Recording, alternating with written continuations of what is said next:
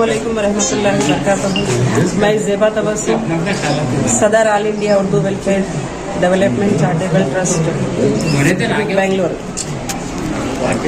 Arif sir Indian school के president हैं। उन्होंने हमें यहाँ पर इनवाइट किया था। यहाँ की बच्चों की जो काबिलियत है वो देख के हमें बहुत खुशी हुई।